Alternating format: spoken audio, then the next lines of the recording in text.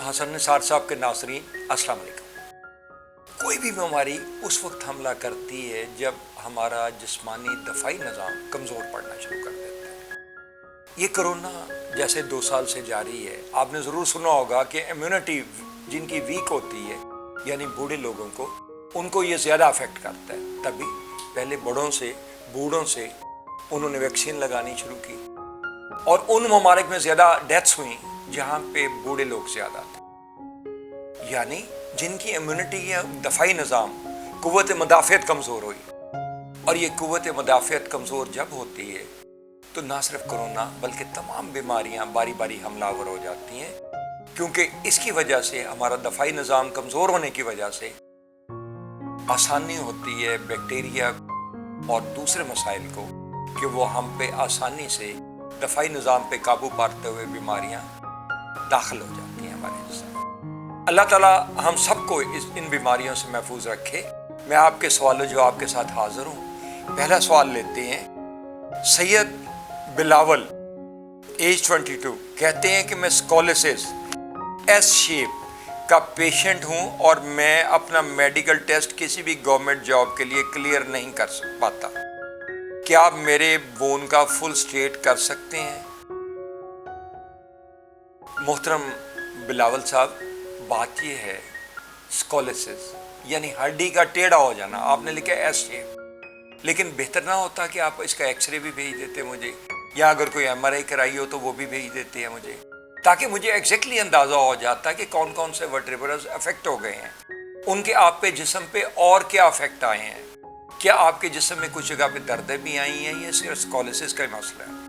अगर हड्डी टेढ़ी हो गई है तो जाहिर है नरम भी हो गई होगी।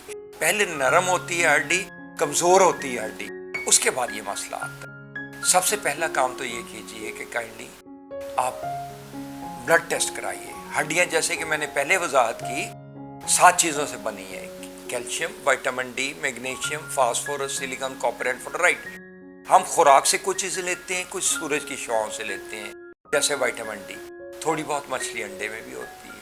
उनमें से कुछ ना कुछ चीज़ों में कमज़ोरी आई होगी जो आपका पोस्चर भी बाद में अफेक्ट होगा और आपको स्कोलिसिस भी होने लगे। एस शेप तो आपने लिख दी, लेकिन किस हद तक हड्डी में कव आ चुका है?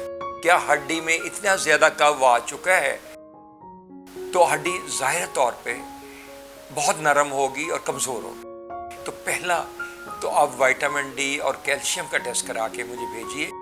दूसरा, अगर एक्सरे या MRI कराई हो तो वो मुझे भेजें ताकि हड्डी को भी स्ट्रॉन्ग करे, इंशाल्लाह इलाज हो जाए। कराची से असगर अली एज 31 कहते हैं कि मुझे डिप्रेशन का मसला है, 12 साल से वीक भी हो गया हूँ, इस बारे में बताइए इसका क्या हल है?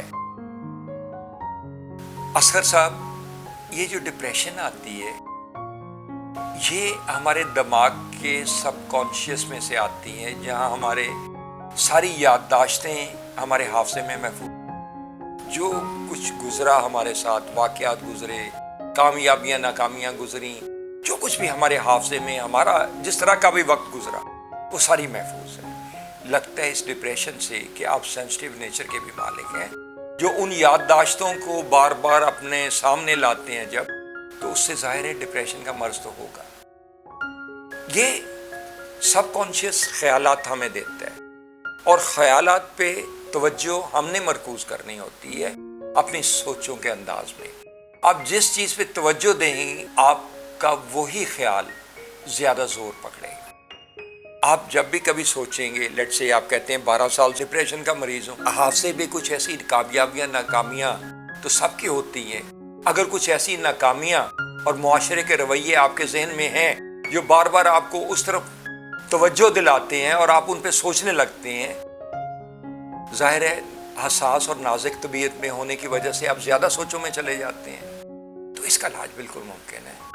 पहली बात, आप अगर अपनी कुव्वत इरादी से इलाज करना चाहें तो सादा सा हल है कि जब भी आपको कोई नेगेटिव ख्याल आए, जब भी कोई मनफी ख्यालात जो आपकी दिमाग से, आपके सबकॉन्शियस से आपको सतह पे आए, तो उसको लाहौल वाला कुव्वत पढ़ के किसी पॉजिटिव ख्याल में चले जाएं। ज़रूर आपकी ज़िंदगी में भी पॉजिटिव लम्हे गुजरे होंगे, अच्छे लम्हे भी गुजरे होंगे, आप अहले खाना के साथ खुश भी रहे होंगे, آپ کچھ دوستوں کے ساتھ اچھے لمحات بھی گزارے ہوں گے، کچھ آپ کی زندگی میں اچھی یادداشتیں بھی ہوں گی۔ اگر آپ ان پہ ڈویل کریں گے اور ان سوچوں پہ قطعاً نہیں جائیں گے جو منفی ہیں، ان نیچر نیگیٹو ہیں، ناکامیاں اور معاشرے کے برے رویوں پہ منحصر ہے، تو ان پہ اگر نہیں سوچیں گے تو آپ کو ڈپریشن نہیں آئے گی۔ تو ہم NLP یعنی نیورو لنگوسٹک پروگرامنگ کے ذریعے اور ہپناٹزم سے بھی اس کا علاج کرتے ہیں، اور آپ کراچی میں ہیں چونکہ آپ ادھر بھی کسی سائیکولوجسٹ یا سائیکوٹسٹ کو دکھا سکتے ہیں، یا ادھر کسی NLP یا ہپناٹسٹ کو رابطہ کر لیجیے گا، انشاءاللہ یہ مرض دور ہو جائے گا۔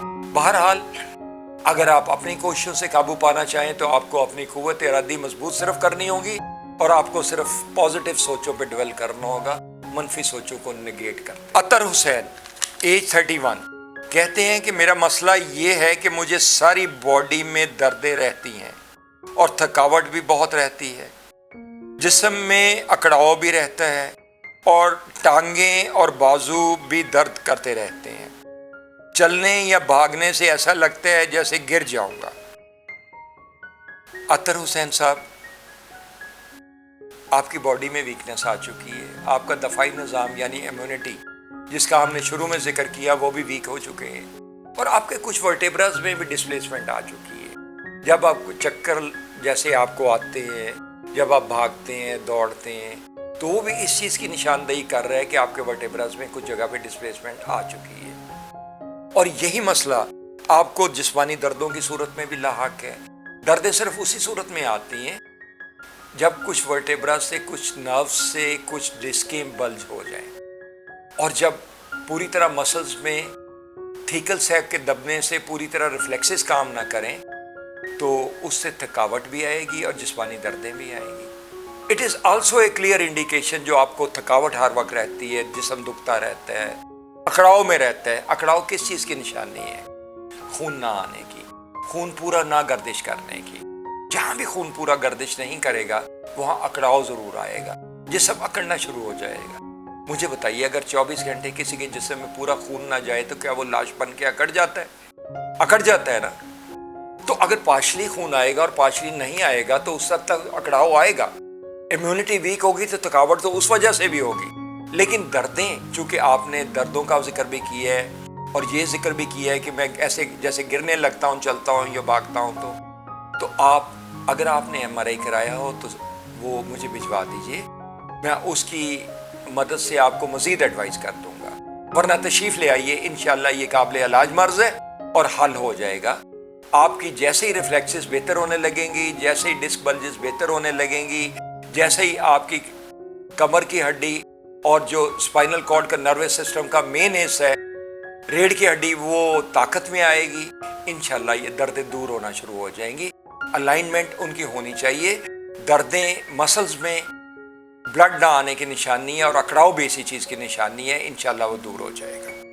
کوئٹہ سے آمنہ اشرف ایج 36 بتاتی ہیں کہ میں پیشنٹ ہوں سروائیکل پین کی، اور میرے ووکل کارڈز کا بھی مسئلہ ہے، آواز بھی اکثر بیٹھ جاتی ہے، گلے میں بھی پین ہوتی ہے، پلیز بتائیں کیا کروں؟ آمنہ صاحبہ، یہ جو سروائیکل پین ہے یہ گلے کے سروائیکل کے موڑوں سے آتی ہے۔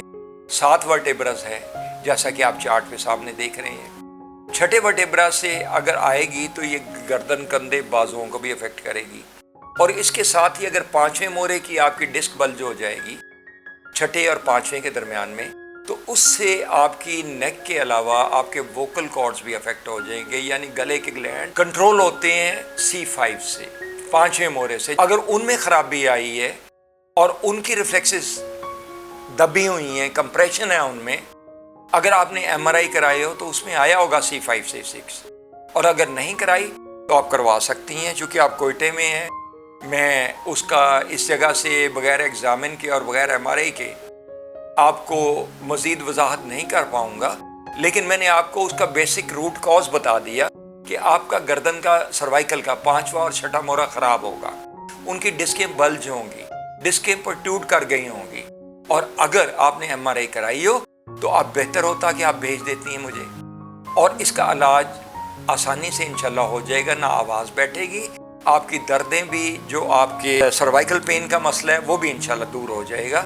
کسی کائروپریکٹر سے رابطہ کیجئے، کراچی یا لاہور میں آپ کو مل جائیں گے، اور کوئٹہ میں میرے خیال میں کوئی کائروپریکٹر موجود نہیں ہے، لیکن آپ نے ایم آر آئی کرائی ہو اور مزید وضاحت اگر آپ کو چاہیے ہو تو آپ وہ بھجوا دیجیے گا، مسئلہ دور ہو جائے گا۔ قابل علاج مرض ہے، انشاءاللہ پہلی دفعہ سے آپ کو آواز میں بھی، ووکل کارڈز میں بھی، اور گردن کے جو کڑاہٹ ہے، پین ہے، اس میں بھی آپ کو ریلیف ملنا شروع ہو جائے گی۔ اسلام آباد سے میاں آفتاب، ایج 46، مجھے پیٹ کے پاس درد رہتا ہے، ڈاکٹرز نے کہا ہے کہ گروئن ایریا ہے، پلیز بتائیں اس کا کیا علاج ہے۔ ہپس میں بھی تھوڑی پین رہتی ہے۔ اوکے، ہپس میں ظاہر ہے آپ کا لمبر ایریا افیکٹ کرے گا تو گروئن ایریا میں بھی پین آئے گی۔ اگر آپ کا T12 بھی اس میں افیکٹڈ ہے، جیسے کہ آپ چارٹ پہ دیکھ رہے ہیں، تو اس میں معدہ بھی متاثر ہوگا، گیسز بھی پیدا ہوگی۔ اگر آپ کو فزیکل امبیلنسز ہے، پھر بھی گیسز پیدا ہوں گی، اور آپ کا اگر نظام ہضم درست نہیں ہے تو اس صورت میں بھی پیٹ خراب رہے گا۔ جہاں تک یہ دردوں کا سوال ہے، ہپ کا ایریا، یہ ہپ کا ایریا جیسا کہ آپ چارٹ پہ دیکھ رہے ہیں، یہ L4-5 سے یہاں پہ جب کمپریشن آ جاتی ہے، جہاں پہ یہ جیسا پڑھ رہے ہیں کمپریشن، تو یہاں پہ یہ سارا ایریا سویل کر جاتا ہے، تھیکل سیک کے دبنے سے، بلڈ پورا نہ آنے سے، ریفلیکسز کے کنٹرول نہ ہو پانے سے۔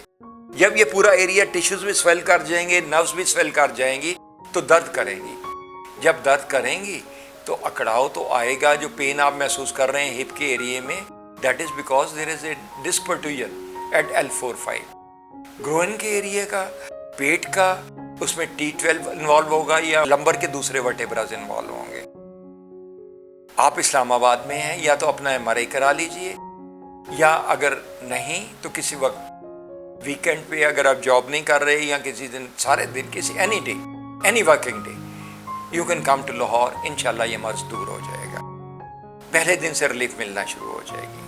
یہ کو 5 سوال تھے جو میں نے آپ کے سوالات میں سے سلیکٹ کیے آپ کو وضاحت کے لیے، لیکن میں آپ سے آخر میں پھر یہی گزارش کروں گا کہ بہتر ہوگا کہ اگر آپ نے ایم آر آئی کرائی ہو یا آپ کا کوئی مسئلہ ہو تو اس کی تفصیل مکمل بھیجیں۔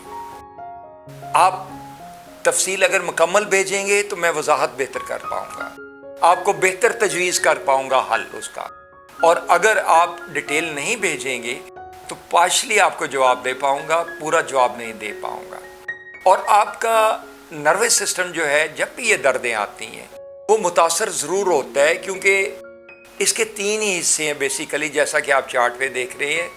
Brain being the head of the body, assisted by spinal cord, جیسا کہ آپ دیکھ رہے ہیں یہاں سے تمام ریفلیکسز کنٹرول ہو رہی ہیں، دماغ ان کو کنٹرول کر رہا ہے through spinal cord, and third part is spinal nerves. جب اس کا آپ کو پینز آتی ہیں تو آپ ظاہر ہے اگر تو لاہور ہوں تو کائروپریکٹر کسی کو چیک کرا لیں، کراچی میں ہو تو چیک کرا لیں، اور اگر آپ کے پاس نہ کوئی کائروپریکٹر ہو تو آپ یقیناً کوئی نہ کوئی تو ڈائگنوزس کرایا ہوگا نا، آپ نے کوئی نہ کوئی تو تشخیص کرائی ہوگی، اس کا ایم آر آئی کرایا ہو، ایکس رے کرایا ہو، یا بلڈ ٹیسٹ کرایا ہو، پلیز وہ ہمیشہ ساتھ بھیجیں، 7 سوال کے اس کی وضاحت کریں تاکہ آپ کو تفصیلاً اس کا جواب دے سکوں۔ بہرحال میرے نمبر دیے گئے ہیں، آپ چاہیں تو مجھے واٹس ایپ، آپ کے پاس ایم آر آئی ہو یا ایکس رے ہو یا بلڈ ٹیسٹ ہو، مجھے واٹس ایپ کر دیجئے گا، انشاءاللہ میں مزید وضاحت کر دوں گا۔ اللہ تعالیٰ آپ سب کو صحت عطا کرے، آپ کے اہل خانہ کو صحت عطا کرے، محفوظ رکھے اس وبا کے زمانے میں۔ اللہ حافظ۔